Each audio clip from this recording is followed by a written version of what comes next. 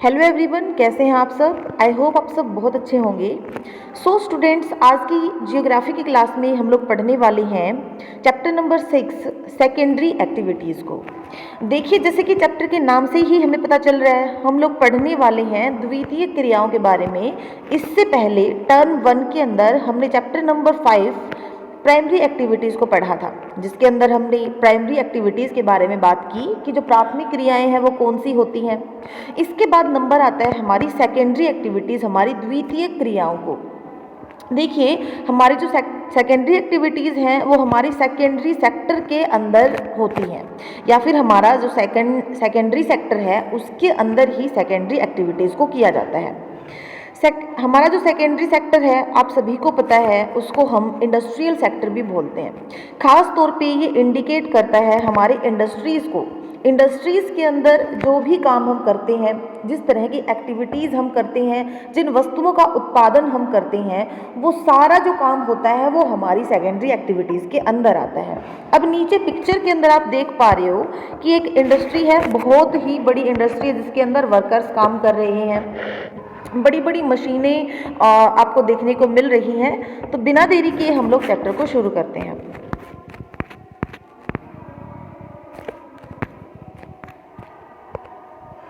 All economic activities, namely primary, secondary, tertiary and quaternary, revolve around obtaining and utilising resources necessary for survival. देखिए, economic activity चाहे कोई भी हो, चाहे वो प्राइमरी हो, सेकेंडरी हो, टर्शरी हो या फिर क्वार्टनरी हो, ये सारी ही एक्टिविटीज़ किस चीज़ के चारों तरफ घूमती हैं।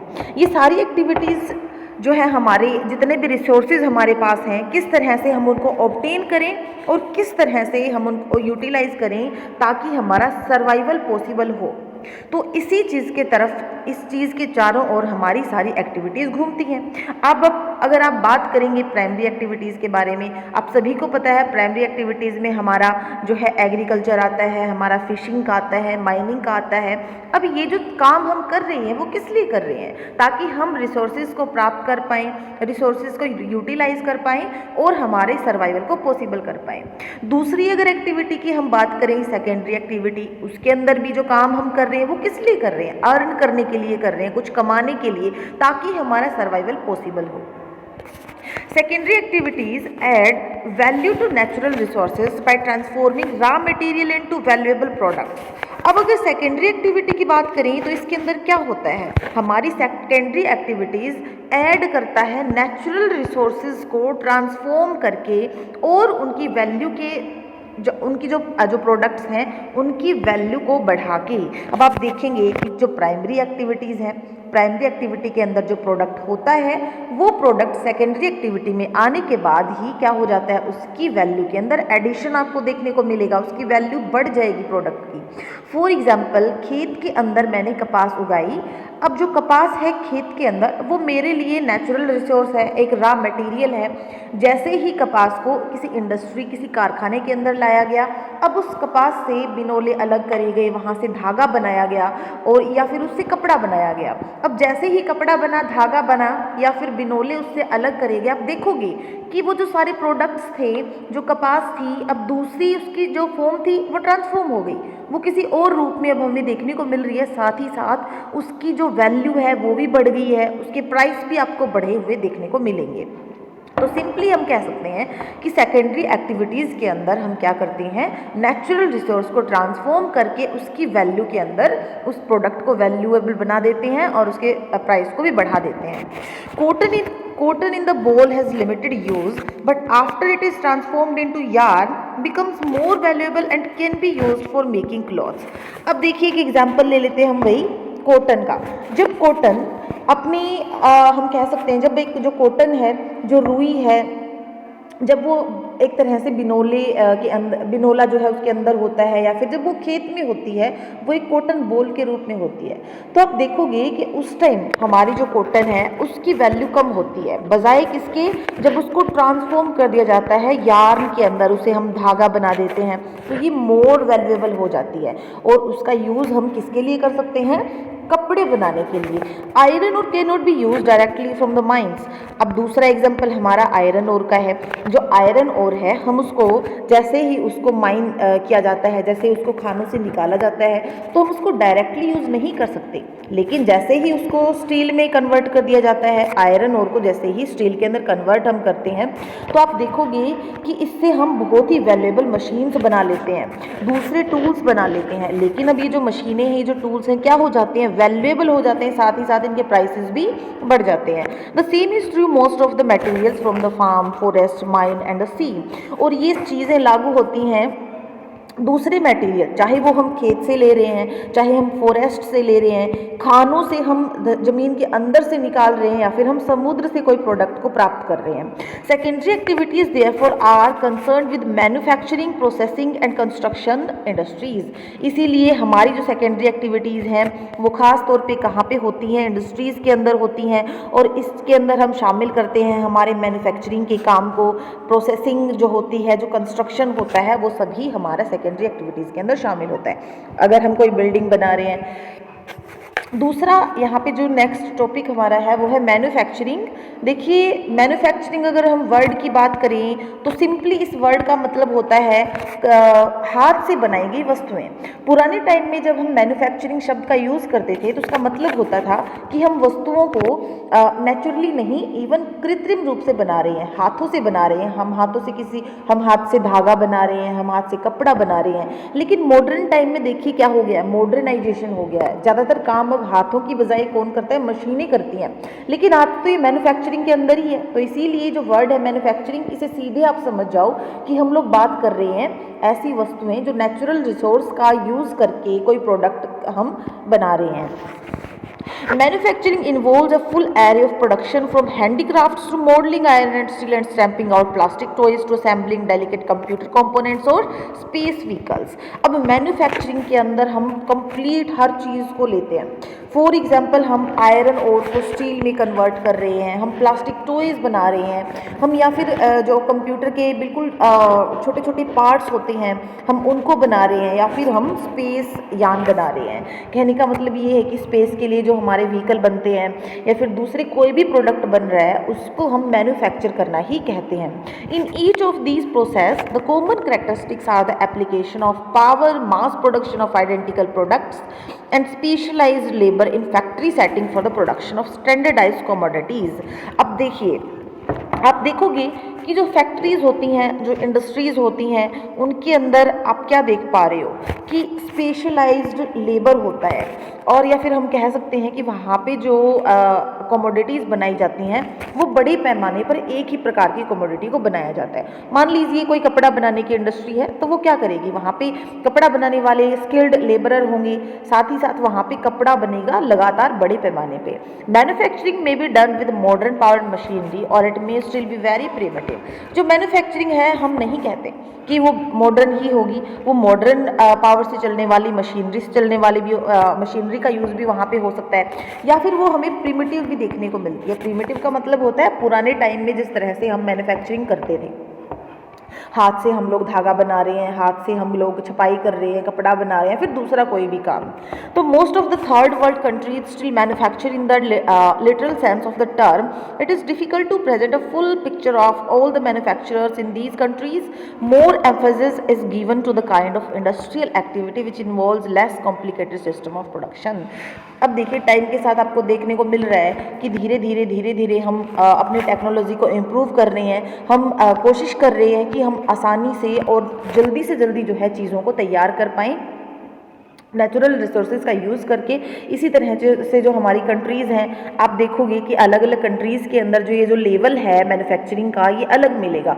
वो कंट्री के लेवल पे डिपेंड करता है कि जो कंट्री है वो डेवलप्ड है, कंट्री लेस डेवलप्ड है, फिर डेवलपिंग कंट्री है, उसके अकॉर्डिंग ही टेक्नोलॉजीज़ का यूज़ होता है, उसके अकॉर्डिंग ही टेक्नोलॉजीज़ का आप इनोवेशन देखने को मिलता है। तो हम यहाँ पे कह सकते हैं कि जो मैन्युफैक्चरिंग है वो डिफरेंट लेवल पे आपको डिफरेंट कंट्रीज़ में देखने को मिलती है।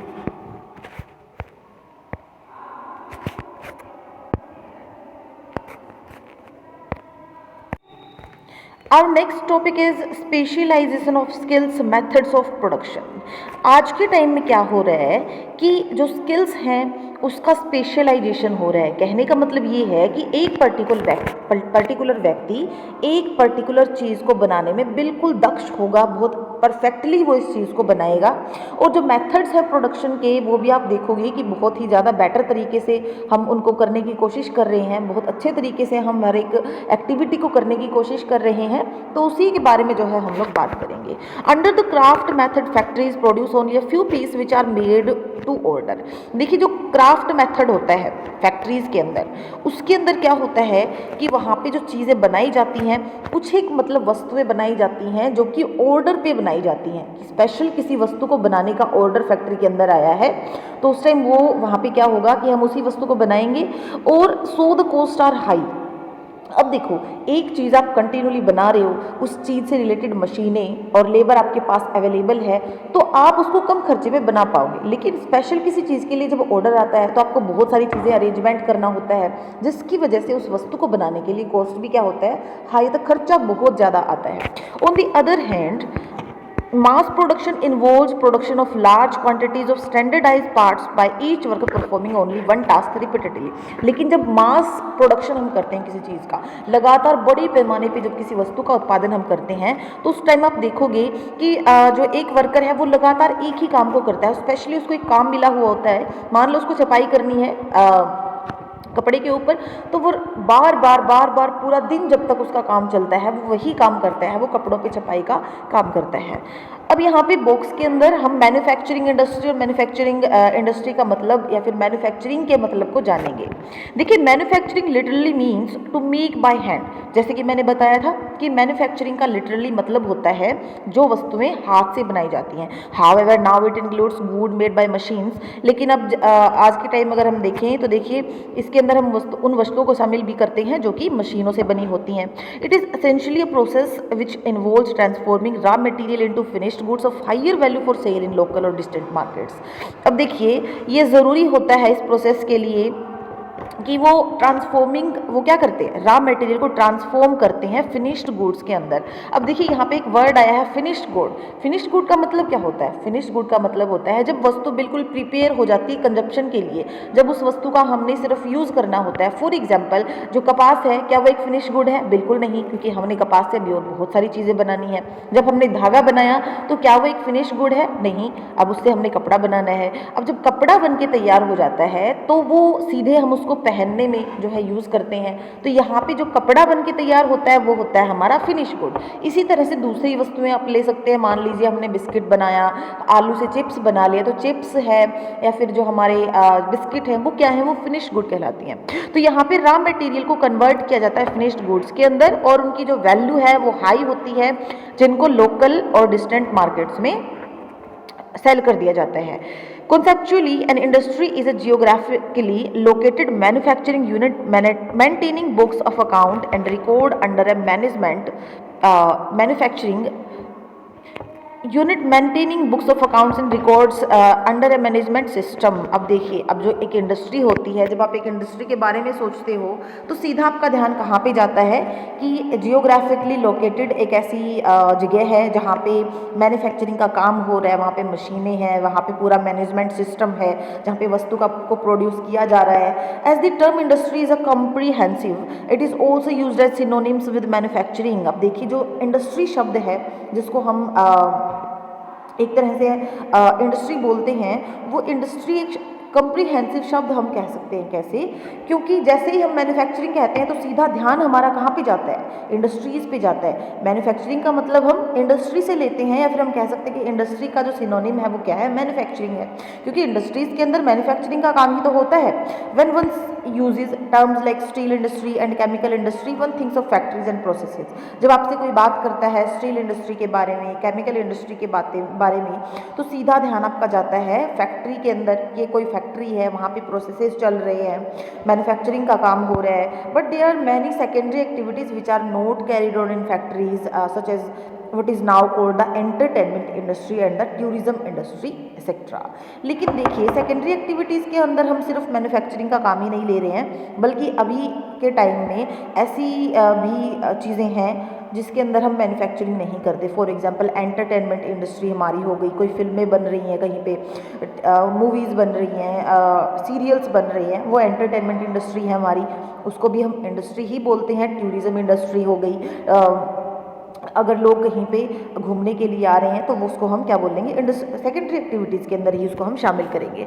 So for clarity the longer expression manufacturing industry is used, इसीलिए मैन्युफैक्चरिंग इंडस्ट्री जो शब्द है उसको लॉन्ग टर्म में आप समझो। आप ये मत समझो कि किसी चीज़ को अगर हम बना ही रहे हैं तो ही मैन्युफैक्चरिंग हो रही है। अभी के टाइम में ऐसी भी जो है इंडस्ट्रीज़ हैं जहाँ पे मैन्युफैक्चरिंग नहीं होती, लेकिन वो सेकेंडरी एक्टिविटीज़ के अंदर आता है। सो क्लास आज के लिए इतना ही। नेक्स्ट जो है टॉपिक हम कल डिस्कस करेंगे। Thank you, have a nice day.